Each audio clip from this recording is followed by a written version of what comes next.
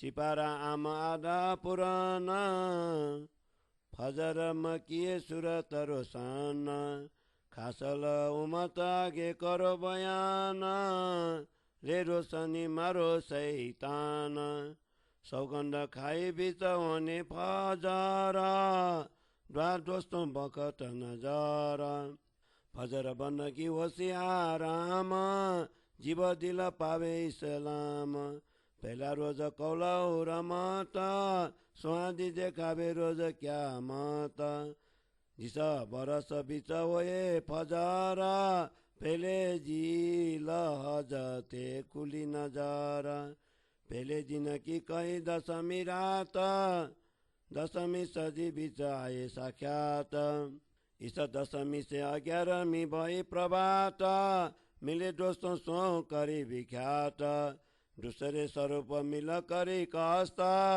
हाजी मस्किनों को दिखाई बस्ता कया और फेंका अगला दिन वास्ते 11 दरोसन पढ़ना द्वा वो जीफा जीता सब चाया जियों का वाईता पाक वो बे सबों का दाम तब जाहिर वो बे ईद खसाम पहला रोज क्यामत बयान 100,000 बरस की शरत जान दो स्वरूप कहे 2 अंगुली दशमी से दूजी 11 मिली 2 मिला 11 भाई सब साले मिलाइया बिचकाई कलीम अल्लाह रोशनी दशमी मीने 11 में ज्ञान दीने रात में सब रोशनी दूधी भाई इब्राहिम साले मिला फजर काई भी फजर कई रोशनी बादल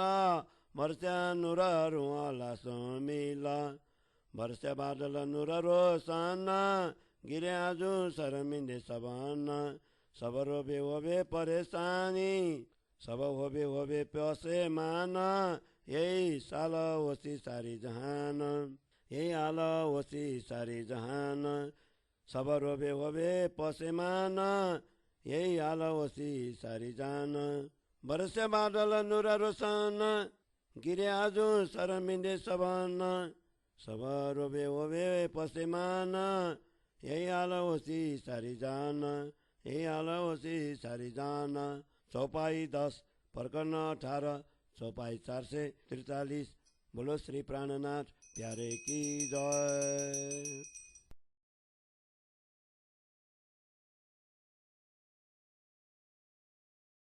श्री तारतम सागर कयामत नामा बड़ा को 17 प्रकरण को हिंदी सरलार्थ कुरान के 30वें अम्मा सिपारे में 11वीं सदी में कयामत होने का उल्लेख है।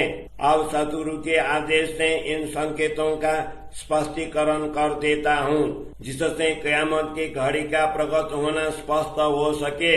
रसूल मोहम्मद ने खुदा से यह जानना चाहा कि कयामत की घड़ी कब आएगी। उस समय खुदा ने कयामत की घड़ी का जो संकेत दिया उसको कुरान में इस प्रकार उल्लेख किया है। किसी यहूदी लड़की ने रसूल मोहम्मद पर टोना करते हुए उनका नाम लेकर एक रस्सी में 11 गांठें लगाई थी।